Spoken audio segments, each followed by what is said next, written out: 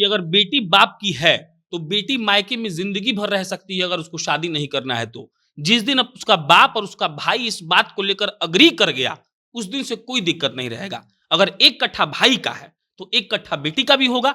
और सुन लीजिए कानून क्या है, कानून ये भी है कि आज अगर बाप मर जाए, मां भी मर जाए और उसका भाई जमीन बेच दे तो केस लड़के वो जमीन उसकी बहन वापस ले सकती है। कई ऐसा मामला है, आप जाके खोज के देख लीजिए। ढोल नगाड़े के साथ किसी बेटी को लाना, ये इस बात का बहुत अच्छा संदेश जाता है कि वो दुखी होकर अपनी बेटी को नहीं लाए हैं, किसी मजबूरी में अपनी बेटी को घर नहीं लाए, ये सोचकर नहीं लाए हैं कि अब मेरी बेटी से शादी कौन करेगा।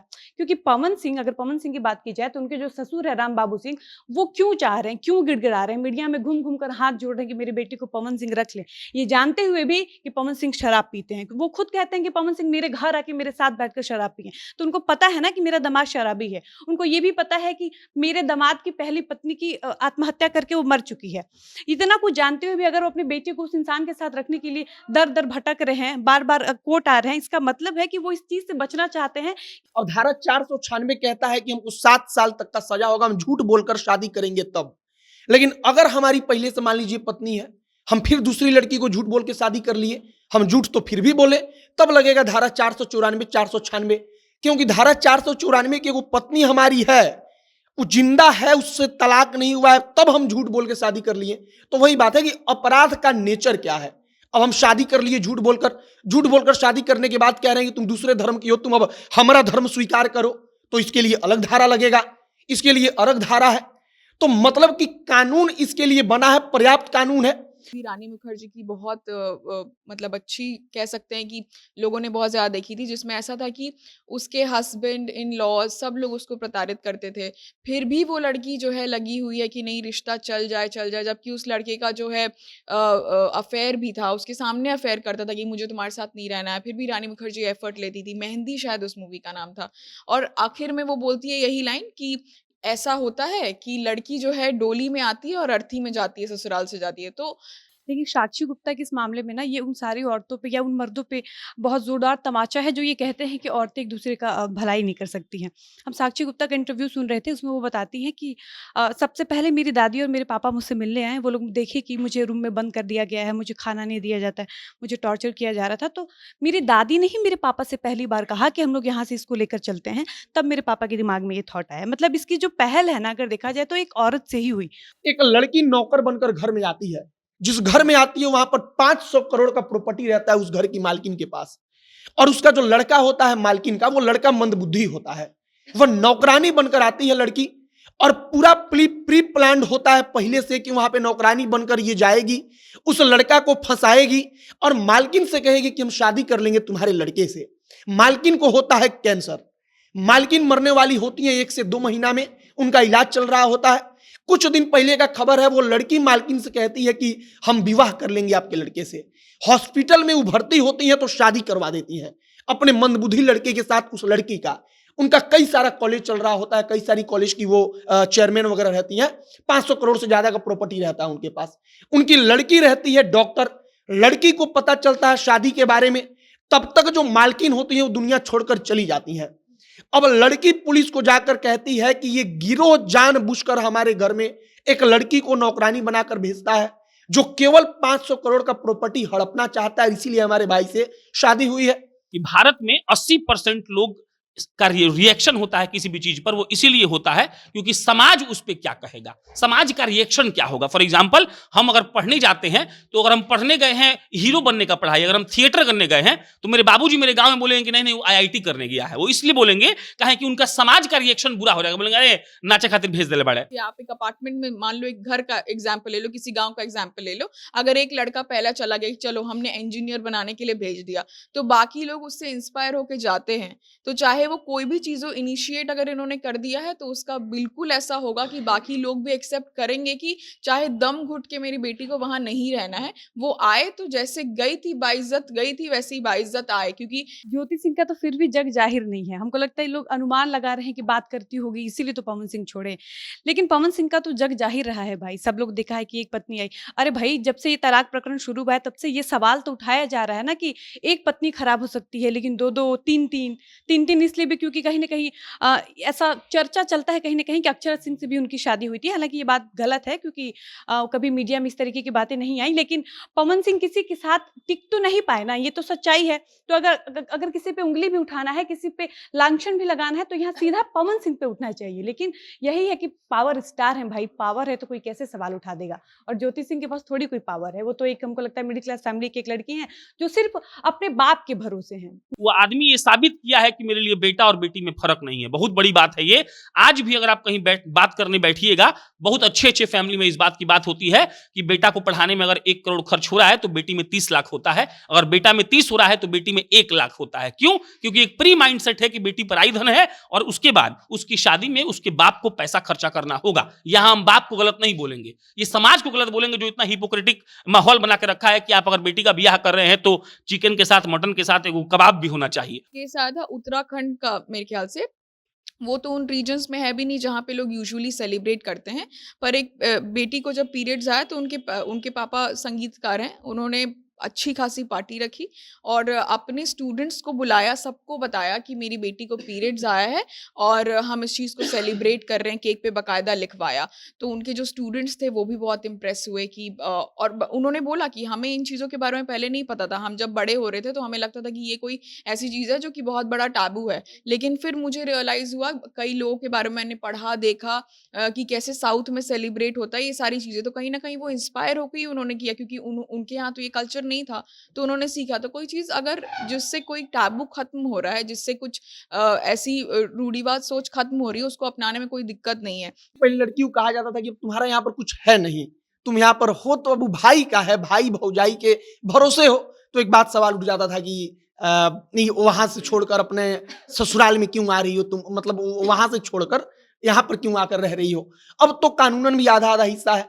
एक और बात का हम जिक्र करना चाहेंगे कि पहले होता था आमतौर पर कि पति अगर दुनिया छोड़कर चले जाते थे तो बेटा जो होता था सब खेतों का मालिक वो होता था।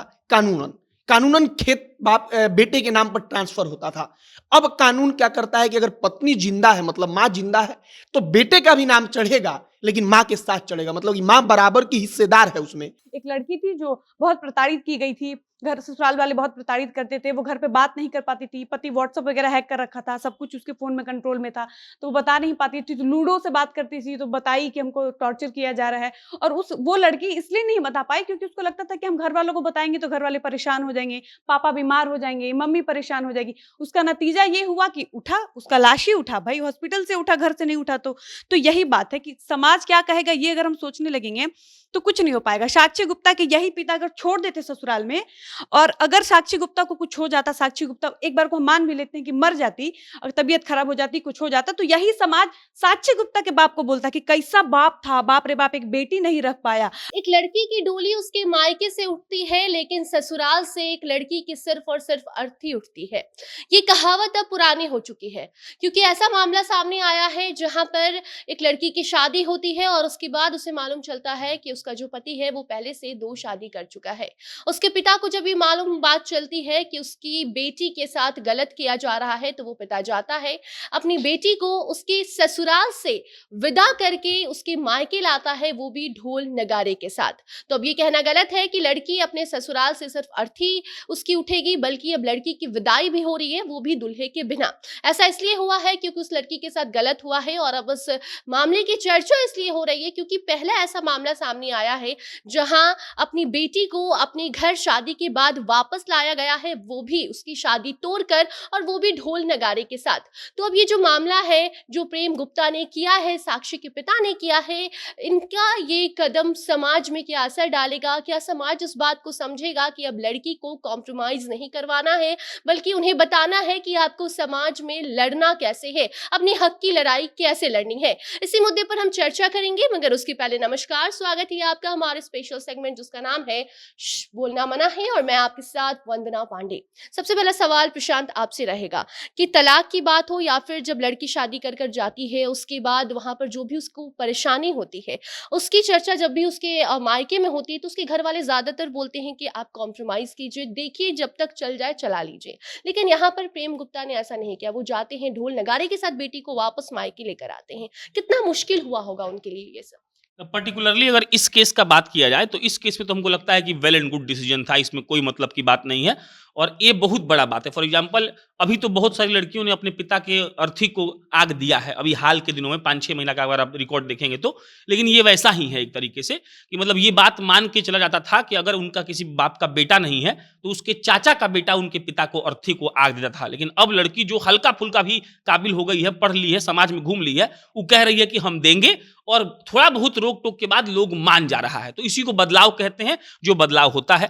अब इसका जो पर्टिकुलर केस का एग्जांपल दिया गया, आप जो आपने दिया, ये बहुत सीधा सीधा बात है कि बहुत सही बात है। जो आप पहला लाइन बोली थी वो अभी भी समाज का कई लोग हैं जो इस बात को मान रहा है कि मायका से उठता है तो वो डोली उठता है, ससुराल से उठता है तो अर्थी उठता है। ये बात सिंपल सा कॉन्सेप्ट है जो हम जैसे आम लोग जो गांव में रख के पले बड़े हैं, माँ बाप का जो संस्कार दिया गया है वो यही सुन के बड़े हुए हैं। लेकिन एक बात समझ लीजिए इस बात में, ये बहुत कलेजा का बात है कि कोई बाप कहे कि हम वहां से भी बैंड बजवा के उसका विदाई करवाएंगे। आप याद रखिएगा, इस देश में एक हम रिपोर्ट पढ़ रहे थे कि भारत में 80% लोग का रिएक्शन होता है किसी भी चीज पर, वो इसीलिए होता है क्योंकि समाज उस पर क्या कहेगा, समाज का रिएक्शन क्या होगा। फॉर एग्जाम्पल हम अगर पढ़ने जाते हैं तो अगर हम पढ़ने गए हैं हीरो बनने का पढ़ाई, अगर हम थिएटर करने गए हैं तो मेरे बाबूजी मेरे गांव में बोलेंगे कि नहीं नहीं वो आईआईटी करने गया है। वो इसलिए बोलेंगे कहें कि उनका समाज का रिएक्शन बुरा हो जाएगा, बोलेंगे अरे नाचे खातिर भेज दे बड़े। बात समझिए आप इस बात को। तो इंडिया का 80% जो रिएक्शन होता है वो इस पे डिपेंड करता है कि what society will think of us. उस हिसाब से बाबूजी का जो इनका काम है, जो भी नाम है इनका, ये बहुत शानदार काम किए हैं।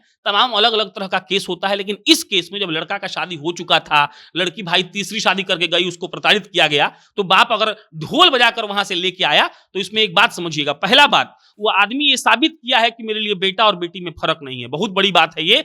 आज भी अगर आप कहीं बात करने बैठिएगा, बहुत अच्छे अच्छे फैमिली में इस बात की बात होती है कि बेटा को पढ़ाने में अगर 1 करोड़ खर्च हो रहा है तो बेटी में 30 लाख होता है, अगर बेटा में 30 हो रहा है तो बेटी में 1 लाख होता है। क्यों? क्योंकि एक प्री माइंडसेट है कि बेटी पराई धन है और उसके बाद उसकी शादी में उसके बाप को पैसा खर्चा करना होगा। यहां हम बाप को गलत नहीं बोलेंगे, ये समाज को गलत बोलेंगे जो इतना हिपोक्रेटिक माहौल बना के रखा है कि आप अगर बेटी का ब्याह कर रहे हैं तो चिकन के साथ मटन के साथ एक कबाब भी होना चाहिए। तो कबाब में पैसा लगता है तो बाप सोचता है कि बेटा में तो दहेज मिलेगा तो बेटी को देना पड़ेगा, तो वही वाला बात है। तो हमको लगता है कि बहुत सराहनीय कदम है और सबसे अच्छी बात यह है कि इसको दिखाया गया। अगर ढोल नहीं बजता तो ये खबर यहां पर नहीं हो रहा होता। कई बेटियों के साथ ऐसा हुआ जिनके पिताओं ने उनको कहा कि बेटी तुम मैके में आके रहो, कईयों के साथ हुआ होगा, लेकिन खबर नहीं आ पाता है। तो वो आदमी क्रिएटिविटी की, आज हम गए थे कवर करने थे जो पंडाल का, तो लड़का बोला कि दुर्गा माँ का मूर्ति सब लोग बनाया हुआ है, हम लोग बैलून से इसलिए बनाए ताकि लोग घूमने आए। इसमें कोई बहुत बड़ा काम, बहुत लॉजिकल बात बोला कि हम क्यों बनाए, हम इसीलिए बनाए हैं ताकि लोग आए, तो खूब लोग आए कि बाप रे बाप बैलून से बना दिया। तो ये बाप का क्रिएटिविटी था कि बजाओ ढोल और बनाओ खबर, इसलिए बनाओ ताकि सबको एक संदेश जाए और ये पॉजिटिव संदेश जाए कि भाई साहब अगर इट इज नेग्लिजिबल, अगर ये ना तक आ गया है तो ना मतलब ना कहिए और बेटी को घर लेके आइए और इसमें कोई शर्म का बात नहीं। शांभवी, झूठ की बुनियाद पर कोई रिश्ता नहीं टिक सकता है, लेकिन जब भी ऐसा कुछ होता है तो माँ बाप अपनी बेटी को यही कहते हैं, कितना भी पढ़ा लिखा लो बेटी को, लेकिन अंत में यही कहते हैं कि थोड़ा मोड़ा कॉम्प्रोमाइज़ करो। ऐसे में उस पिता ने जो किया, ये समाज में आपकी नज़र में क्या बदलाव लाएगा? मतलब सबसे पहले तो वो जो लड़की थी, उस कई जगह मैंने ये भी पढ़ा कि उन्होंने पहले कोशिश की कि ये रिश्ता चले और हम लोग इसको कैसे भी, कि शादी हो गई है तो सोसाइटल प्रेशर एक्सेट्रा कि ये रिश्ता चले। तभी भी जब हस्बैंड और इन लॉज का प्रताड़ना बढ़ता गया तो लड़की ने ये डिसीजन अपने पिताजी के साथ डिस्कस किया और उसके बाद उन्होंने बोला कि ठीक है हम तुम्हारे साथ हैं, और फिर ये सब कुछ हुआ जो अब वायरल हो चुका है। तो जैसे कि हम मूवी की अगर हम बात करें तो पहले के जो मूवीज होते थे, एक मूवी रानी मुखर्जी की बहुत मतलब अच्छी कह सकते हैं कि लोगों ने बहुत ज़्यादा देखी थी, जिसमें ऐसा था कि उसके हस्बैंड इन लॉज सब लोग उसको प्रताड़ित करते थे, फिर भी वो लड़की जो है लगी हुई है कि नहीं रिश्ता चल जाए चल जाए, जबकि उस लड़के का जो है अफेयर भी था, उसके सामने अफेयर करता था कि मुझे तुम्हारे साथ नहीं रहना है, फिर भी रानी मुखर्जी एफर्ट लेती थी। मेहंदी शायद उस मूवी का नाम था, और आखिर में वो बोलती है यही लाइन कि ऐसा होता है कि लड़की जो है डोली में आती है और अर्थी में जाती है, ससुराल से जाती है। तो हम लोग जो भी कल्चरली या मूवीज भी उसी थॉट प्रोसेस पे बनती थी कि यही सोच है तो यही दिखाया जा रहा है और यही आपको करना। अल्टीमेटली आप अगर रिश्ता बचा लिए, आप वहां पे कैसे भी रह लिए तो ठीक है। और उसमें सबसे बड़ा रोल एक्चुअली पेरेंट्स का होता है, क्योंकि चाहे वो लव मैरिज का डिसीजन हो किसी बच्चे का, चाहे वो रिश्ते से निकलने का डिसीजन हो, चाहे कहीं बाहर पढ़ने का डिसीजन हो, खास करके लड़कियों के मामले में, लड़कों के मामले में भी होता है पर लड़कियों में थोड़ा ज़्यादा। तो जब तक लड़की के माँ-बाप बिल्कुल बोल्डली उसके साथ खड़े हैं ना, तो बाकी के लोग एक बार 2 बार बोलेंगे, पर उनको दिखेगा कि उसके माँ-बाप को तो कोई फ़र्क ही नहीं पड़ रहा है, तो वो फिर चुप हो जाते हैं, क्योंकि उनके पास एक्चुअली किसी को खरीदने के लिए कोई इंसान बचता नहीं है। तो जब इनके केस में जब इनके पिताजी ने ये स्टेप ले लिया, तो ज़ाहिर-सी बात है कि बाकी लोग क्या ही बोल पाएँगे। वो तो बोलेंगे कि इधर तो पूरे ज़माने के सामने ढोल नगाड़े बजा के आए ये, तो वो सुनेंगे भी नहीं, और सुनेंगे भी तो उसको ज़्यादा तवज्जो नहीं देंगे। तो बोलने वाले अपने आप बंद हो जाएँगे, उनकी बोलती बंद हो जाएगी। और दूसरी बात कि उनको देख के डेफ़िनेटली बाकी लोगों के ऊपर असर पड़ेगा, क्योंकि ऐसा होता है, हर किसी केस में होता है। अब लव मैरिज की अगर हम एग्ज़ाम्पल ले लें, तो किसी ना किसी ने तो किया होगा ना ऐसा इंटरकास्ट, जिसको देख के लोगों को लगा कि शायद से ये ठीक चल रहा है, तो इसको भी आजमाया जा सकता है। या कुछ पेरेंट्स उसको देख के सोचते होंगे, चाहे पढ़ाई करने की बात हो, तो लड़कियों को अगर आप बाहर भेज रहे हैं पढ़ने के लिए, तो उसका आउटपुट आपको मिल रहा है। आउटपुट मतलब कि आप खुश हैं अपने बच्चे को पढ़ा के, और आपको लग रहा है कि ये भी उतना ही ज़रूरी है। तो कई लोग, देखिए आप एक अपार्टमेंट में, मान लो एक घर का एग्जाम्पल ले लो, किसी गाँव का एग्जाम्पल ले लो, अगर एक लड़का पहला चला गया कि चलो हमने इंजीनियर बनाने के लिए भेज दिया, तो बाकी लोग उससे इंस्पायर होके जाते हैं। तो चाहे वो कोई भी चीज़ हो, इनिशिएट अगर इन्होंने कर दिया है, तो उसका बिल्कुल ऐसा होगा कि बाकी लोग भी एक्सेप्ट करेंगे कि चाहे दम घुट के मेरी बेटी को वहाँ नहीं रहना है, वो आए तो जैसे गई थी बाइज़्ज़त गई थी, वैसे ही बाइज़्ज़त आए। क्योंकि अक्सर ऐसा होता है कि डिवोर्स के बाद सब लोग पेटी नज़रों से देखते हैं, फिर कहानियाँ बनती हैं कि इसी में कोई गड़बड़ होगी। उसके बाद होता है कि अब कौन इसके साथ रहेगा, माँ-बाप के ऊपर बोझ हो गया ज़िंदगी भर का, एक्सेट्रा, एक्सेट्रा। तो ये इनिशिएशन ऑफ कोर्स उसको फुल स्टॉप देने के लिए एक पहल है। डॉली, जैसे कि शांभवी ने कहा कि माँ-बाप का जब साथ होता है तो समाज भी कुछ दिन तक बोलता है, उसके बाद रिलेटिव्स भी नहीं बोलते। लेकिन यहाँ साक्षी खुद बताती हैं कि ये जो ढोल नगाड़े के साथ उन्हें वापस मायके लाने की बात थी, ये जो आइडिया था, ये उनकी दादी का था। दादी और पापा ने मिलकर ये सब कुछ प्लान किया था। तो पापा-मम्मी का फिर भी समझ में आता है कि चलो बेटी से बहुत प्यार होगा। लेकिन दादी का ये आइडिया, मतलब दादी लोग ही होती है जो कहती है कि नहीं, अब ससुराल चली गई हो, वहीं पे रहो, जैसे है वही है, जो है पति तुम्हारा देवता है। लेकिन अब वो दादी कह रही हैं कि ढोल नगाड़े के साथ मेरी बेटी को, मेरी पोती को वापस लाओ।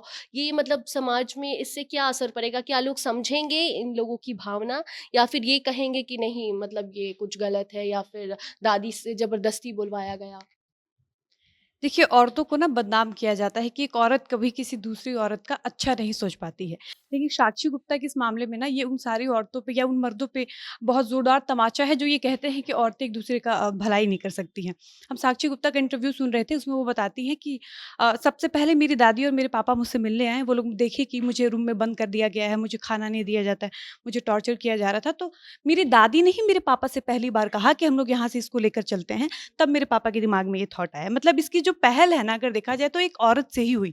उनकी दादी को ही लगा कि लेकर चलना चाहिए, जबकि सच में दादी लोग की मानसिकता ऐसी होती है, मतलब मम्मी लोग से हम एक बार सहज होकर कुछ भी शेयर कर देते हैं, लेकिन दादी लोग से नहीं कर पाते हैं।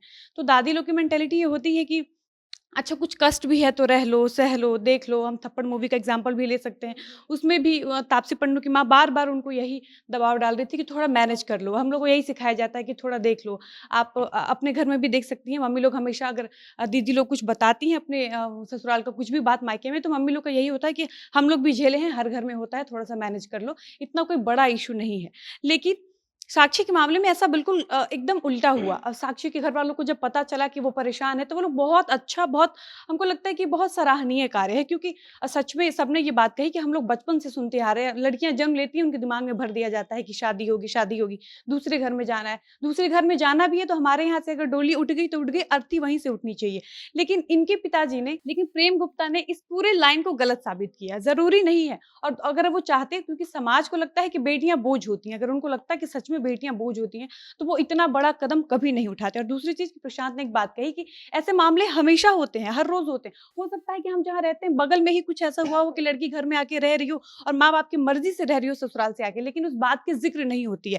हम लोग इतने टाइम से डिस्कस कर रहे हैं, लेकिन इस मुद्दे पर पहली बार डिस्कशन कर रहे हैं, क्योंकि ये बात चर्चे में आई है। ये खबर है, ये खबर इसलिए है क्योंकि ढोल नगाड़े के साथ किसी बेटी को लाना, ये इस बात का बहुत अच्छा संदेश जाता है कि वो दुखी होकर अपनी बेटी को नहीं लाए हैं, किसी मजबूरी में में अपनी बेटी को घर नहीं लाए, ये सोच कर नहीं लाए हैं कि अब मेरी बेटी से शादी कौन करेगा। क्योंकि पवन सिंह, अगर पवन सिंह की बात की जाए तो उनके जो ससुर है राम बाबू सिंह, वो क्यों चाह रहे हैं, क्यों गिड़गिड़ा रहे हैं, मीडिया में घूम घूम कर हाथ जोड़ रहे हैं कि मेरी बेटी को पवन सिंह रख ले, ये जानते हुए भी कि पवन सिंह शराब पीते हैं। वो खुद कहते हैं कि पवन सिंह मेरे घर आके मेरे साथ बैठकर शराब पिए, तो उनको पता है ना कि मेरा दामाद शराबी है। उनको ये भी पता है कि मेरे दामाद की पहली पत्नी की आत्महत्या करके वो मर चुकी है। इतना कुछ जानते हुए भी अगर वो अपनी बेटी को उस इंसान के साथ रखने के लिए दर दर भटक रहे हैं, बार बार कोर्ट आ रहे हैं, इसका मतलब है कि वो इस चीज से बचना चाहते हैं कि मेरी बेटी के दामन पर एक दाग न लगे कि आपकी बेटी तलाकशुदा है। तो बाप का कलेजा जो होता है ना, वो बहुत बड़ा होता है। अगर वो चाहे तो अपनी बेटी को रख लें, अब वो चाहते भी होंगे कि हम रख लें, लेकिन उनको डर है इस बात का कि समाज क्या कहेगा। लेकिन प्रेम गुप्ता, ऐसे सारे बाप लोग को हिम्मत मिल सकती है प्रेम गुप्ता से, वो प्रेरणा है सारे बापों के लिए जिनको लगता है कि मेरी बेटी के लिए समाज क्या कहेगा। तो हमको लगता है कि जिन जिन बाप के साथ अगर ऐसी स्थिति है, खासकर हम ज्योति सिंह के पिताजी के लिए कहना चाहेंगे, राम बाबू सिंह को प्रेम गुप्ता से सीखना चाहिए और अपनी बेटी को बाइज्जत फिर से, हमको लगता है ढोल नगाड़ा बजा के ज्योति सिंह को फिर से रख लेना चाहिए। वैसे तो रखे ही हुए हैं, लेकिन ये वो संदेश दे कि हम अपनी बेटी को खुशी खुशी अपने साथ रखने के लिए तैयार हैं। मोहित, झूठ बोलकर शादी करना और उसके बाद अगर लड़की उस पर सवाल उठाती है तो उसे मारना पीटना प्रताड़ित करना, ये सब कुछ इस मामले में हुआ है। लेकिन अगर ऐसा किसी और के साथ होता है तो इसके लिए कानून में क्या व्यवस्था की गई है? कानून क्या होता है कि अपराध का नेचर जो होता है ना, उसके हिसाब से चलता है। अब जिसे हम झूठ बोल के किसी लड़की की शादी कर लें, तो सबसे पहले आईपीसी का धारा 496 है, और धारा 496 कहता है कि हमको 7 साल तक का सजा होगा, हम झूठ बोलकर शादी करेंगे तब।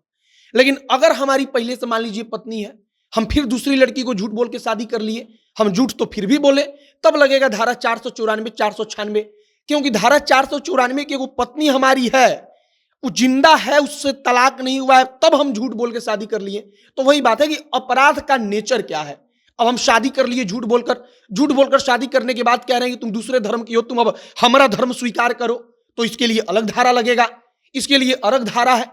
तो मतलब कि कानून इसके लिए बना है, पर्याप्त कानून है।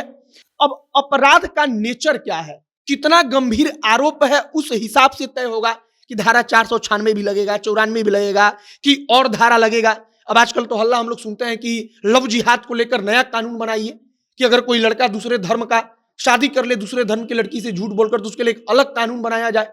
तो उसके लिए अलग चर्चा है, उस पर अलग चर्चा होती है। एक मामला है गाजियाबाद का, एक मामला है, कुछ दिन पहले का मामला है। एक लड़की नौकर बनकर घर में आती है, जिस घर में आती है वहां पर 500 करोड़ का प्रॉपर्टी रहता है उस घर की मालकिन के पास, और उसका जो लड़का होता है मालकिन का, वो लड़का मंदबुद्धि होता है।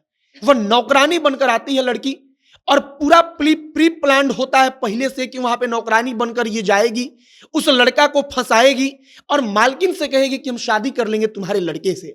मालकिन को होता है कैंसर, मालकिन मरने वाली होती है 1 से 2 महीना में, उनका इलाज चल रहा होता है। कुछ दिन पहले का खबर है, वो लड़की मालकिन से कहती है कि हम विवाह कर लेंगे आपके लड़के से। हॉस्पिटल में वो भर्ती होती है तो शादी करवा देती है अपने मंदबुद्धि लड़के के साथ, उस लड़की का। उनका कई सारा कॉलेज चल रहा होता है, कई सारी कॉलेज की वो चेयरमैन वगैरह रहती हैं, 500 करोड़ से ज्यादा का प्रॉपर्टी रहता है उनके पास। उनकी लड़की रहती है डॉक्टर। लड़की को पता चलता है शादी के बारे में, तब तक जो मालकिन होती है वो दुनिया छोड़कर चली जाती हैं।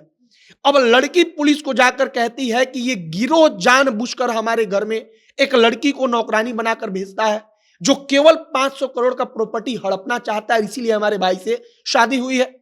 अब मामला यह भी धोखाधड़ी का है, लेकिन ये जो अपराध है ना, इसका नेचर बड़ा गंभीर है। पता चला कि वो लड़की इसके पहले 3-4 लोगों के साथ और ऐसा कर चुकी है कि वो घर में नौकरानी बनकर जाती थी, लड़का को फंसा लेती थी, लड़का के साथ घर से संबंध बनाती थी, और इसके बाद पैसा लेती थी, प्रॉपर्टी लेती थी, जो भी था, जो समझौता होता था। इस बार 500 करोड़ का बात था, तो वो शादी कर ली कि यहीं पर शादी कर लेंगे और 500 करोड़ का हम प्रॉपर्टी ले लेंगे। तो अब वहां पर धोखाधड़ी तो हुआ ही।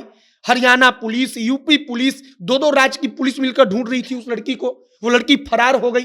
अब ये अति गंभीर मामला है कि पूरे के पूरे परिवार में कोई लड़की नौकरानी बनकर घुसे, 500 करोड़ का प्रॉपर्टी के हड़पने के लिए वो शादी कर ले, तो अब इसके लिए अलग, मतलब इसका जो नेचर होगा अपराध का, वो और गंभीर है, तो उस हिसाब से सजा होगा। तो अपराध के नेचर पर डिपेंड करता है कि हमको सजा कितना मिलेगा, क्यों मिलेगा और कैसे मिलेगा। प्रशांत, बहुत सारे लोग इस मामले को जानने के बाद ये भी कह रहे हैं कि अगर उनको बेटी को वापस ही लाना था तो शांति से लेकर आते, तलाक करवाते, लेकिन वो तलाक कराने से पहले बेटी को लाते हैं, मतलब पूरा हल्ला करते हैं, ढोल नगारा बजाते हैं, ये हम नहीं, मतलब लोगों की टिप्पणी है। तो ऐसे में आप ऐसे लोगों को क्या जवाब देना चाहते हैं? क्योंकि लोग ये भी कह रहे हैं कि ऐसा भी हो सकता है कि वो लड़के को बदनाम करना चाहते हों, ऐसा कुछ हुआ ही ना हो, जब तक मामले की जाँच नहीं हुई तब तक वो मतलब हो हल्ला, पूरा मामला सुर्खियों में आ गया। क्या लड़के को बदनाम करने की कोशिश की गई है तो ऐसे? इसमें अब खुलकर तो हम कुछ बोल नहीं सकते हैं, लेकिन एक बात है, देखिए फॉर एग्जांपल कई लोग होता है जो मैच जीतने के बाद शर्ट खोलता है और लहरा देता है। कई लोग होता है जो धोनी होता है, मैच जीतने के बाद कप भी नहीं छूता है, दे के चल जाता है। तो अपना-अपना तरीका है काम करने का। लेकिन इसका मेन बात समझिए, क्या अगर इसमें माने कि पिता जो लड़की के थे, उनका हमको लगता है कि सिंपल सा यही सोच रहा होगा कि वो एक संदेश देना चाहते होंगे कि भाई साहब, हम कोई बहुत मतलब रुआसे हुए आदमी नहीं है, मरे हुए आदमी नहीं है, हारे हुए आदमी नहीं है, जिसकी बेटी का वो हो गया और जिसकी बेटी अगर अब मतलब ससुराल लौट रही है, ससुराल से मायके लौट रही है, तो हम बहुत कोई परेशान है। तो हो सकता है वो संदेश देने का ज़िक्र हो। हालाँकि इसमें ये भी हो सकता है कुछ और ही बात हो, लेकिन हमको जहाँ तक लगता है ये पर्सन टू पर्सन डिपेंड करता है। कई लोग अपने जीत को जश्न मनाते हैं, कई लोग अपनी जीत का जश्न नहीं मनाते हैं। तो इस पर टिप्पणी नहीं करना चाहिए, इस बात पर अडिग रहना चाहिए कि भाई साहब, उनको लगा कि उनकी बेटी परेशान है, वो इनिशिएटिव लेते हुए अपनी बेटी को बोले कि भाई तुम मेरे घर चलो, तुम्हारे पास अपना घर ही है, तुम यहाँ पे काहे रहोगी? हमको लगता है कि यहीं पे फुल स्टॉप लगा दीजिए। वो क्या किए, क्या नहीं किए, लोग का काम क्या है, लोग तो बोलते रहेगा, उससे कोई मतलब विशेष नहीं होना चाहिए। शांभवी, जब भी कुछ समाज में होता है, तो जब कुछ गलत चीज़ होता है तो उस पे ज़्यादा बात की जाती है, लोग उससे ज़्यादा सीखते हैं। घर पर पाबंदी लगाने की बात हो तो तुरंत पाबंदी लगा दी जाती है लड़कियों पे, अगर किसी लड़की के साथ गलत होता है तो। लेकिन ये जो मामला है, इसके पहले भी कई बार ऐसा हुआ है कि कई जगह ऐसे भी रस्म होते हैं, जहाँ लड़कियों का पीरियड आता है तो जश्न मनाया जाता है। यहाँ पर जो प्रेम गुप्ता जी ने किया है, लड़की की शादी टूटी है तो ये जश्न मना रहे हैं। तो ऐसी चीज़ों से लोग सीख क्यों नहीं लेते? ऐसी चीज़ों को पॉज़िटिव वे में क्यों नहीं लेते? क्योंकि वही बात है ना कि वो लगातार जिस सोच से चलते आ रहे हैं, उनके लिए कुछ एक्सेप्ट करना वो नया है और उनके लिए लगता है उनको कि ये शायद गलत है। हम अगर ऐसा करेंगे तो हमें 10 लोग कुछ बात बोलेंगे, हम सोसाइटी से छँट जाएँगे। ये सोच है नॉर्मली लोगों की। हालाँकि ऐसा नहीं है, अब इस पे बहुत सारी चीज़ों में बदलाव भी आ रहा है। जैसा कि अभी पीरियड्स की बात अगर हो रही है, तो पीरियड्स को लेके सेलिब्रेशन जो है, लड़कियों को, बच्ची को जब पीरियड्स आता है तो ख़ास तौर पे जब हम लोग साउथ इंडिया में बात करेंगे तो फिर वहाँ पे कर्नाटक हो गया, आंध्र प्रदेश हो गया, तमिलनाडु हो गया, उसके साथ नॉर्थ ईस्ट में भी ये बहुत सेलिब्रेट किया जाता है। 3-3 दिन का कई लोग तो फेस्टिवल रखते हैं बेटी के लिए, कई लोग केक कटवाते हैं, कई लोग पूजा करते हैं, पार्टी करते हैं और उस चीज़ को ऐसे लेते हैं कि तुमको ये नहीं सोचना है कि अब तुमको पीरियड्स आ गया तो बाप रे! अब तो तुम्हारे साथ कुछ ऐसा हो गया कि तुम आउटकास्ट हो चुके हो या फिर ये बहुत अपवित्र चीज़ है, ऐसा उनको ना फ़ील हो और उसके अलावा उनकी परंपरा भी वैसी है। उससे इंस्पायर होके एक केस आया था उत्तराखंड का मेरे ख़्याल से, वो तो उन रीजन्स में है भी नहीं जहाँ पे लोग यूजुअली सेलिब्रेट करते हैं। पर एक बेटी को जब पीरियड्स आया तो उनके पापा संगीतकार हैं, उन्होंने अच्छी खासी पार्टी रखी और अपने स्टूडेंट्स को बुलाया, सबको बताया कि मेरी बेटी को पीरियड्स आया है और हम इस चीज़ को सेलिब्रेट कर रहे हैं, केक पे बाकायदा लिखवाया। तो उनके जो स्टूडेंट्स थे वो भी बहुत इम्प्रेस हुए कि उन्होंने बोला कि हमें इन चीज़ों के बारे में पहले नहीं पता था। हम जब बड़े हो रहे थे तो हमें लगता था कि ये कोई ऐसी चीज़ है जो कि बहुत बड़ा टैबू है। लेकिन फिर मुझे रियलाइज़ हुआ, कई लोगों के बारे में मैंने पढ़ा, देखा कि कैसे साउथ में सेलिब्रेट होता है ये सारी चीज़ें। तो कहीं न कहीं वो इंस्पायर होके ही उन्होंने किया, क्योंकि उनके यहाँ तो ये कल्चर नहीं था, तो उन्होंने सीखा। तो कोई चीज़ अगर जिससे कोई टैबू खत्म हो रहा है, जिससे कुछ ऐसी रूढ़िवाद सोच खत्म हो रही है, उसको अपनाने में कोई दिक्कत नहीं है। जैसे कई बार होता है, अभी नवरात्र का समय चल रहा है, कुँवारी कन्या खिलाया जाता है हमारे यहाँ पे। तो उसमें भी ये रहता है कि जो लड़कियाँ एक एज से कम, यानी कि जिनको पीरियड नहीं आता है, उन लोगों को खिलाया जाता है कई लोगों में। कई लोगों में ऐसा रिवाज़ नहीं है, हमारे यहाँ ऐसा माना जाता है। तो ये होता है, तो उसमें कई बार जो लड़कियों को पीरियड्स आ गया, उनको ये माइंडसेट हो जाता है कि अब हम नहीं जा सकते हैं, अब हम शायद से अलग हो गए, अब हमें अलग बिहेव करना है। और शायद उनको पोर्ट्रे भी इस तरीके से घर से या समाज से ऐसा होता है कि जो लोग बुलाने आते हैं, खुसर-फुसर करके बात करते हैं कि अच्छा पीरियड्स आ गया, अच्छा अब नहीं, तो ठीक है, इसको ले जाएँगे, इसको छोड़ देंगे। तो आप समझिए कि वो बच्चे को तो पता नहीं है कि ये इसका थॉट प्रोसेस क्या है, क्या सोच है इसके पीछे, या फिर क्यों ऐसा किया जा रहा है। उसको लग रहा है क्योंकि बस पीरियड्स आने से अचानक से मानसिक बदलाव भी नहीं हो जाता है ना लोगों का, लड़कियों का खास तौर पे। तो ये सब चीज़ जो जो सोसाइटल तरीकों से चला आ रहा है, उसमें बहुत ज़्यादा रिग्रेसिव सोच तब खत्म होगा जब एक्चुअली में खुल के बात होगी। मतलब डिवोर्स के बारे में ही कई लोग जिनके एग्जाम्पल्स की बात चल रही है, सही में बहुत सारे लोग हैं और उनके माता पिता लोग स्वेच्छा से रखे हुए हैं, लेकिन वो एक दिल में दर्द लेके बैठे हुए हैं। उनकी बेटी भी बहुत कष्ट में है कि बाप रे, मेरे माता पिता के साथ बहुत गलत हो गया। अब चाहे पति पीटे मारे, उसको छोड़ दे, कुछ भी करे, लेकिन अगर वो घर पे है तो उसको ये लग रहा है कि कुछ बहुत बड़ा मेरे साथ गलत हो गया। लोग कैंसर से मर जा रहे हैं, लोगों की लाइफ में कितना कुछ हो जा रहा है, लेकिन ये शादी, ये रिश्ता और ये सारी चीज़ों, ये बेसिकली जो सोसाइटल प्रेशर है, उसके कारण बहुत सारे लोग सुसाइड भी कमिट कर ले रहे हैं, बहुत सारा प्रताड़ना झेल रहे हैं। तो ये सब चीज़ तभी रुकेगा जब एक्चुअली में खुल के बात हो रही है। अब मेंटल हेल्थ के ऊपर बात हो रही है ना, कुछ भी हो, बात हो रही है। वैसे ही इनका ये पहल जो है उस पे बात हुई। पीरियड्स को लेके बहुत सारी अवेयरनेस हुई। कई जगह पे छुट्टी की बात हुई कि किन्हीं लोगों को दर्द ज़्यादा होता है, परेशानी ज़्यादा होती है। अब सैनिटरी नैपकिन को लेके इस्तेमाल के ऊपर बात हुई। पहले तो लोग कपड़ा इस्तेमाल करते थे। तो ये सब चीज़ बात और डिस्कशंस के थ्रू ही निकलता है और उसका परिणाम निकलेगा, अच्छा निकलेगा। डॉली, आप पवन सिंह को कवर करती हैं, उनका तलाक का मामला चल रहा है। ऐसे में मैंने 2-3 दिन पहले एक इंटरव्यू देखा था जिसमें 2 लोग बात कर रहे होते हैं। तो पहला जो व्यक्ति बोलता है दूसरे से कि आपको नहीं लगता कि पवन सिंह को ये सब कुछ मैनेज कर लेना चाहिए? तो वो कह रहे हैं कि वो कैसे मैनेज कर लें? उनकी जो बीवी थी, नाम मुझे याद नहीं आ रहा, लेकिन जो भी नाम है उनका, वो 10 लोगों से बात करती थी, वो गलत-गलत काम करती थी, कैरेक्टरलेस है। तो ऐसे में दोनों की शादी टूट रही है, लेकिन सवाल उनकी बीवी पर उठ रहा है, ठीक है? लोग लड़की के कैरेक्टर को जज कर रहे हैं। तो ऐसे में समाज कैसे मतलब बदलेगा? क्या करना होगा जिससे लोग ये नहीं सोचे कि दोनों की गलती है तब शादी टूट रही है, सिर्फ एक के कारण शादी नहीं टूटती? बिल्कुल, ये बिल्कुल सही बात है कि गलती कभी भी दोनों तरफ से होती है, ताली एक हाथ से नहीं बजता है। और जहाँ तक बात है पवन सिंह की, तो ज्योति सिंह का तो फिर भी जग ज़ाहिर नहीं है। हमको लगता है लोग अनुमान लगा रहे हैं कि बात करती होगी, इसीलिए तो पवन सिंह छोड़े। लेकिन पवन सिंह का तो जग ज़ाहिर रहा है भाई, सब लोग देखा है कि एक पत्नी आई। अरे भाई, जब से ये तलाक प्रकरण शुरू हुआ है, तब से ये सवाल तो उठाया जा रहा है ना कि एक पत्नी खराब हो सकती है, लेकिन 2-2, 3-3, 3-3 इसलिए भी क्योंकि कहीं न कहीं ऐसा चर्चा चलता है कहीं न कहीं कि अक्षरा सिंह से भी उनकी शादी हुई थी। हालाँकि ये बात गलत है, क्योंकि कभी मीडिया में इस तरीके की बातें नहीं आई, लेकिन पवन सिंह किसी के साथ टिक तो नहीं पाए ना, ये तो सच्चाई है। तो अगर किसी पे उंगली भी उठाना है, किसी पे लांछन भी लगाना है, तो यहाँ सीधा पवन सिंह पे उठना चाहिए। लेकिन यही है कि पावर स्टार है भाई, पावर है तो कोई कैसे सवाल उठा देगा। और ज्योति सिंह के पास थोड़ी कोई पावर है, वो तो एक, हमको लगता है, मिडिल क्लास फैमिली की एक लड़की है जो सिर्फ अपने बाप के भरोसे हैं। माँ बाप जब शादी के होंगे, हम ज्योति सिंह के पिताजी का एक इंटरव्यू देख रहे थे, 5 साल पुराना इंटरव्यू था। उसमें उनसे पूछा गया कि आपको कैसा महसूस हो रहा है, आपके घर का दामाद पावर स्टार बनने वाला है। इतने खुश थे वो, मतलब कहते हैं ना कि बाप का एकदम सीना चौड़ा हो गया था उनका, ये कहते हुए कि हम तो पावर स्टार से अपनी बेटी की शादी कर रहे हैं। लेकिन आज वही बाप, आप कभी ज्योति सिंह के पिताजी का 5 साल पहले का इंटरव्यू देखिए और अभी का इंटरव्यू देखिए। 5 साल पहले उनके चेहरे पे क्या खुशी थी, और अभी वो सच में देखकर लगता है कि कितने विवश हैं। आप उनका एक इंटरव्यू देखिएगा जिसमें वो बताते हैं कि जब से ये तलाक प्रकरण शुरू हुआ है, तब से मेरी पत्नी की हालत इतनी खराब हो गई है कि पिछले 4-5 साल से वो शुगर की पेशेंट हो गई है, बीपी की पेशेंट हो गई है। मतलब सब लोग मानसिक रूप से विक्षिप्त है, किसी को कुछ अच्छा नहीं लग रहा, और अच्छा लगेगा भी कैसे? लेकिन समाज है भाई, उनके भाई ऋतिक सिंह ही पट से कह देते हैं कि कोई रखने लायक होगा तब न किसी को कोई रखेगा। ऋतिक सिंह डिसाइड करेंगे कि कौन रखने लायक है कौन नहीं।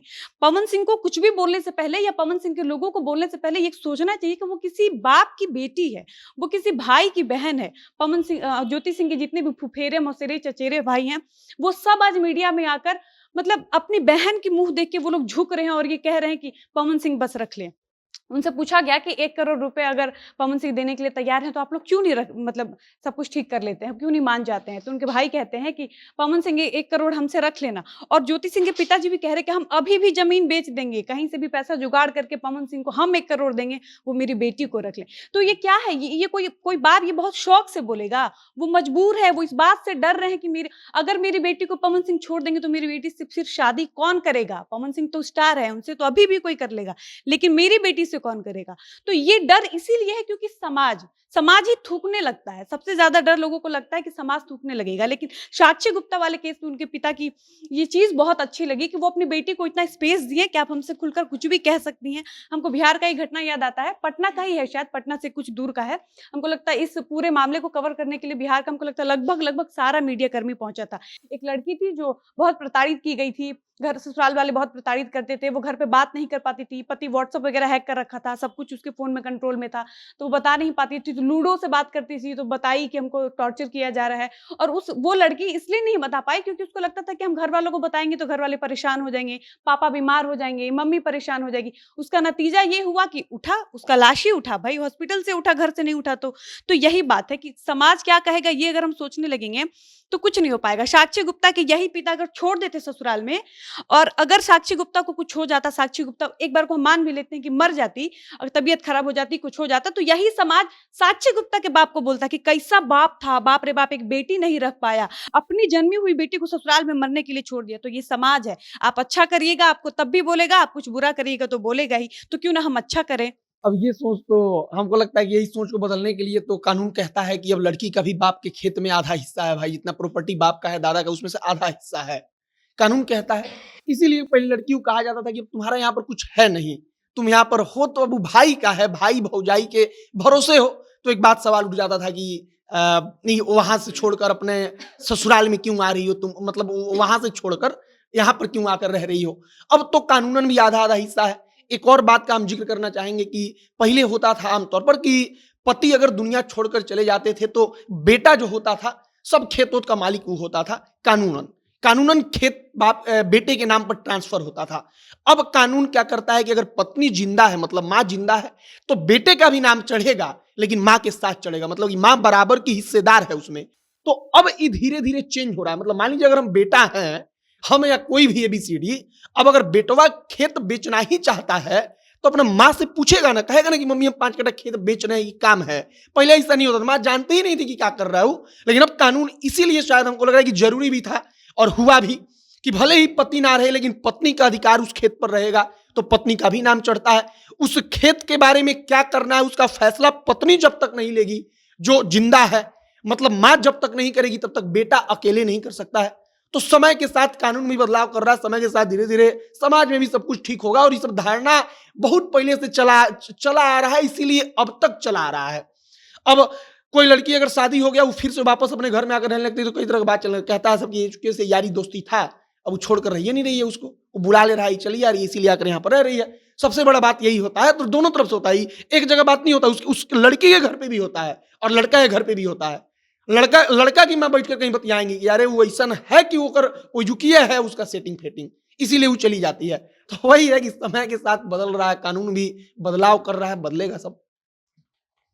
कंक्लूड करते हैं, प्रशांत आपसे शुरुआत करेंगे कि ज्योति मौर्य का एक मामला आया था, बड़ा चर्चा हुआ उसका, सोशल मीडिया भर गया था, हर जगह उसकी बात हो रही थी। लेकिन जो साक्षी के पिता ने किया है उसकी बहुत कम चर्चा हुई है। बहुत आप जाके अगर सोशल मीडिया पर भी ढूंढेंगे तो 1-2 जगह, ज़्यादा से ज़्यादा 10 जगह आपको इसके पोस्ट मिलेंगे। तो क्यों नहीं ऐसी चीज़ों पर लोग बात करते हैं और ऐसी चीज़ों को कैसे बढ़ावा देना चाहिए? देखिए, हमको लगता है कि हम थोड़ा सा इसमें कुछ उल्टा बोलना चाहेंगे। मोहित की बात को कंटिन्यू करते हैं। सबसे बड़ा दिक्कत क्या है समझिए, दिक्कत यही है कि बाप भी अपनी बेटी को हिस्सा देना नहीं चाहता है, बाप भी अपने बेटा को हिस्सा देना चाहता है। बहुत ध्यान से सुन लीजिएगा, हम कंक्लूजन दे रहे हैं। हमको लगता है कि अगर बेटी बाप की है तो बेटी मायके में जिंदगी भर रह सकती है अगर उसको शादी नहीं करना है तो। जिस दिन अब उसका बाप और उसका भाई इस बात को लेकर अग्री कर गया, उस दिन से कोई दिक्कत नहीं रहेगा। अगर 1 कट्ठा भाई का है तो 1 कट्ठा बेटी का भी होगा। और सुन लीजिए कानून क्या है, कानून ये भी है कि आज अगर बाप मर जाए, माँ भी मर जाए और उसका भाई जमीन बेच दे तो केस लड़के वो जमीन उसकी बहन वापस ले सकती है। कई ऐसा मामला है, आप जाके खोज के देख लीजिए। सुन लीजिए ध्यान से। अब इसमें और क्या हो सकता है, अगर बाप ही शातिर निकला, अगर बाप वो जमीन किसी और को लिख देता है कि बेटी को ना देना पड़े, तो भी बेटी कोर्ट जाए केस करके जमीन ले सकती है। ऐसा भी हुआ है। क्यों? क्योंकि अगर वो ये प्रूफ करेगी कि मेरे बाप का इतना जमीन था, मेरा हिस्सा हमको इतना मिलना चाहिए, हमको नहीं मिला, कोर्ट देता है और पैसा वापसी हो जाएगा। हम बोल रहे हैं, कंक्लूड करते हैं। तो हमको लगता है मेन बात यही है। हमको लगता है कि जिस दिन बाप और भाई बेटी को पराया धन मानना छोड़ देगा, उस दिन खत्म हो जाएगा। यहाँ लड़का, यहाँ पति, यहाँ हैरेसमेंट कुछ नहीं है। यहाँ एक मेंटेलिटी है, जिस मेंटेलिटी का नाम है कि लड़की का ये घर है ही नहीं। तो जिस दिन वो लड़की का घर हो जाएगा तो लड़की ससुराल में क्यों डरेगी? वो सोचेगी मेरा एक घर, मेरा जमीन इंतजार कर रहा है भाई, हमको तुम तो अगर अच्छा से रहोगे तो ठीक है। हम फिर कह रहे हैं, हम शादी को तोड़ने के वाले लोग नहीं हैं, लेकिन एक वक्त आता है जब आप शादी को नहीं रख सकते हैं, एक वक्त आता है जब आप दोस्ती को नहीं रख सकते हैं। तो उस वक्त के लिए लड़का के पास बाप का पैतृक संपत्ति होता है, लड़की के पास नहीं होता है। हम फिर बोल रहे हैं, बाप भी नहीं देना चाहता है, वो चाहता है कि बेटवा रहेगा तो बेटवा अपने बेटवा को देगा, वो बेटवा उसके तो खानदान चलता है इसे। तो जिस दिन ऐसा हो गया कि भाई अगर हम लड़की है, मेरी शादी टूट गई, तो मेरा जमीन का टुकड़ा मेरा भाई हमको दे, तो हमको क्या दिक्कत है रहने में। और समाज, ये समाज 20 साल बाद 25 साल बाद बदल जाएगा, लेकिन जब तक माई बाप नहीं देगा तब तक नहीं होगा। हमको लगता है सब चीज़ का जो शुरुआत है वो पढ़ाई लिखाई से होता है। और जैसे कि अभी एक डिस्कशन ये भी हो रहा था कि लड़कियों की पढ़ाई को बहुत कैलकुलेटिव करके किया जाता है, क्योंकि ये पढ़ लेगी तो ये तो दूसरे घर चली जाएगी, पर लड़के को ज़्यादा पढ़ाया जाता है। जब ये सोच भी खत्म होगा तो मुझे लगता है कि फॉर इंस्टेंस ये ज़मीन का विवाद तो एक अलग विवाद है, लेकिन अगर वो पढ़ी लिखी और वो इतनी ज़्यादा स्टेबल हो जाए कि वो खुद के लिए कमा ले, वो अपनी सारी चीज़ों को पूरा कर ले, तो वो किसी के ऊपर निर्भर नहीं रहेगी इस तरीके से कि वो लाचार हो जाए। जैसे फॉर एग्जांपल ज्योति की बहुत बात हो रही थी पवन सिंह वाले केस में। मुझे लगता है कि ज्योति अगर पवन के पास ये फैक्टर है ना कि वो उनके पास पावर है, उनके पास स्टारडम है, उनको लोग जानते हैं। कहीं न कहीं अगर उनके पास अगर वो बहुत ज़्यादा पढ़ी लिखी होती, पढ़ी लिखी के मामले में मैंने सुना कि उन्होंने कोई डिग्री ली है, लेकिन क्या वो उसको एक्चुअली में प्रैक्टिस करके कुछ उन्होंने अपने लिए खड़ा किया है? नहीं किया है। तो अगर वो उस स्टेज में होती तो शायद से वो उनके पिता को इतना विवश होने ही नहीं देती। तो बात यही है कि और घर से भी ये शुरू होता है कि ये कैलकुलेट करके कि अच्छा अभी इसको इतना, जैसे हाँ, मुझे लगता है कि सबके आस-पड़ोस के लोगों ने बोला होगा कि इतना हम लोग बाहर गए थे, मेरी बहन बाहर गई थी, तो कई लोगों ने बोला था कि बाहर भेज रहे हैं, फिर बेटा में कैसे खर्चा होगा बताइए ज़रा। तो वो जिन्होंने खर्च किया उन्होंने स्टैंड लिया उस चीज़ के लिए कि हम कर रहे हैं, हमें पता है। तो मेरी बहन शादीशुदा है, वो कहीं और है, तो इससे किसी को कोई दिक्कत नहीं है कि वो पढ़ लिख के कहीं और चली गई। तो बात इतनी सी है कि अपने जिसका बच्चा है ना, वहाँ से शुरुआत होती है, और जब वहाँ से संबल मिलता है तो बाकी दुनिया में कोई कुछ भी नहीं कर सकता है। और कुछ कर रहा है तो उसके लिए आवाज़ उठाने के लिए हो सकता है कोई साथ नहीं भी रहे तो अकेले भी उठा लेगी, और अगर माँ-बाप साथ हैं तो उससे अच्छा क्या ही है। मतलब वहीं से फिर सब चीज़ें खत्म होंगी। हम प्रशांत की बात से बिल्कुल सहमत हैं कि जब तक बाप भाई करेजा नहीं करेगा ना, तब तक हमको लगता है लड़कियां ऐसे ही परेशान होती रहेंगी। क्योंकि लड़कियों को सच में जब विदा किया जाता है तो यही कह के कि आज से मतलब इस घर का दरवाजा बंद हो गया, वहीं रहना, वही तुम्हारा, उसी को अपना परिवार समझना। मतलब आप समझ रही हैं कितने उसके दिमाग को कैसे मतलब बदला जाता है, कैसे मैनिपुलेट किया जाता है कि अब ये घर तुम्हारा नहीं रहा, अब वही तुम्हारा घर है, वही तुम्हारे मम्मी पापा है। तो ठीक है, ये चीजें होनी चाहिए, लेकिन आप ये भी तो दिमाग में भरिए कि अगर कुछ भी होगा तो तुम निसंकोच हम लोग को बताना, हम लोग तुरंत हाजिर होंगे। तो जिस दिन ये हिम्मत मिल जाएगा ना लड़कियों को अपने घर से, अपने बाप भाई से, उस दिन हमको लगता है कि कोई परेशानी भी होगी ना तो लड़कियां बात करके सॉल्व करना चाहेंगी, प्यार से सॉल्व करना चाहेंगी, क्योंकि उनको एक बैक सपोर्ट है, पीछे से पता है कि कुछ होगा, एक फोन करेंगे मेरे घर से लोग भाग के आएंगे। तो जब ये बल मिल जाता है तो लड़की डरती नहीं है, लड़की डरेगी नहीं तो उसको कोई परेशान भी नहीं कर सकता है। लेकिन अगर ससुराल वालों को पता चल जाएगा कि इसको मार के मुआ भी देंगे तब भी इसके घर से कोई आएगा नहीं, कोई हाल चाल पूछने तक नहीं आएगा, क्योंकि उसके घर वालों को पता है कि वही उसका घर है, तब तक वो लड़की को परेशान किया जाएगा। और किया गया है, हम ऐसा बहुत उदाहरण देखे हैं, अपने दोस्तों के साथ देखे हैं, अपने बहुत रिलेटिव के साथ ऐसा देखे हैं कि अगर पूछिए कि आप लोग क्यों झेले तो अभी भी लोग कहते हैं क्योंकि हम लोगों पे एक दबाव था। हम कभी-कभी पूछते भी हैं कि आप लोग परेशान होती थी तो कुछ दिमाग में आता नहीं था कि कुछ कर लें, क्योंकि आजकल की महिलाएं बहुत उग्र हो जाती हैं, नहीं सह पाएंगी जितना पहले की औरतें सह लें। तो वो लोग कहती थी कि कैसे कैसे करते, किसका सपोर्ट था, बाप भाई का मुंह देखते थे कि कुछ हो जाएगा तो बाप भाई क्या करेंगे। तो ये दिक्कत है कि बाप भाई अगर सपोर्ट कर दे और थोड़ा सा मत करिए लेकिन कह तो दीजिए। आदमी कहता है ना कि कह देने से आप दुख नहीं हर लीजिएगा, लेकिन कह दीजिएगा तो हमको हिम्मत मिल जाएगा। तो हर माँ बाप भाई को, माँ तो करती ही है भाई, माँ तो छुप छुप के हालचाल पूछती ही है, लेकिन बाप भाई अगर हालचाल पूछने लगे, समय समय पे पहुंचते रहें, अपनी मौजूदगी का एहसास कराते रहें कि हम हैं, तुमको डरने की जरूरत नहीं है, तुमको लगता है सब ठीक हो जाएगा। संपत्ति को लेकर जो प्रशांत भैया बोल रहे थे, हम उसमें थोड़ा सा बोलना चाहेंगे कि पैतृक संपत्ति जो होता है और बाप का संपत्ति वो अलग अलग होता है। अब यहीं पर कंफ्यूजन होता है कि मान लीजिए कि हमारे पिता हैं, वो अपने जीवन में अपने पैसा से 10 कट्ठा खेत खरीदे, वो 10 कट्ठा खेत वो हमारा नाम पे लिख दिए, तो हमारी बहन कोई कानून कोई कोर्ट चली जाएगी, वो जमीन उसका नहीं होगा। अब हमारे पिता जो उनको हिस्सा मिला, हमारे बाबा का खेत जो खरीदे नहीं, वो हमारे नाम लिख देंगे, हमारी बहन अदालत में चली जाएगी तो उस पैतृक संपत्ति में से लिखने के बाद भी उसका आधा हिस्सा बन जाएगा और हमारे पिता उसको नहीं बेच सकते हैं अगर हमारी बहन और मतलब उस पर सवाल उठा देगी तो। लेकिन अगर वो अपने पैसा से खरीदे हैं 10 कट्ठा जमीन, 1 बीघा जमीन, 10 बीघा जमीन, तो वो हमको लिख देंगे तो उस पर हमारा बहन का कोई अधिकार नहीं। तो पैतृक संपत्ति में और मतलब पिता या बाबा मान लीजिए डायरेक्टली हमको लिख दिए 10 कट्ठा खेत, वो खरीदे थे वो खेत, उस पर भी बहन का कोई अधिकार नहीं हो सकता है। लेकिन अगर बाबा के पिता के द्वारा जो उनको मिला है वो अगर डायरेक्ट हमको लिख दिए, तब बहन अगर सवाल खड़ा करेगी तो रुक जाएगा, बैनामा टूट जाएगा। वो हमको नहीं लिख सकते, वो हमको नहीं दे सकते हैं। तो मतलब पैतृक में और अपना प्रॉपर्टी में ही थोड़ा सा अंतर होता है। तो कंक्लूड करते हैं और बात यही है कि आप लोगों की नौकरी मत छीनिए। नौकरी वो जो लोग 4 लोग बैठकर करते हैं। अगर 4 लोग क्या सोचते हैं ये भी आप सोचेंगे तो सोचिए कि वो 4 लोग क्या सोचेंगे। तो उन्हें अपना काम करने दीजिए और आपको जो सही लगे, जिसमें आपको खुशी मिले, जो आपके लिए बेहतर है, आप वही कीजिए और अपने परिवार को भी वो करने दीजिए। बाकी इस साक्षी गुप्ता के मामले को लेकर इनके पिता के द्वारा जो सराहनीय कार्य किया गया है, उसको लेकर आपकी क्या राय है, जरूर बताइएगा कमेंट में। अगले हफ्ते नए मुद्दे के साथ आपके सामने हम हाजिर होंगे। धन्यवाद।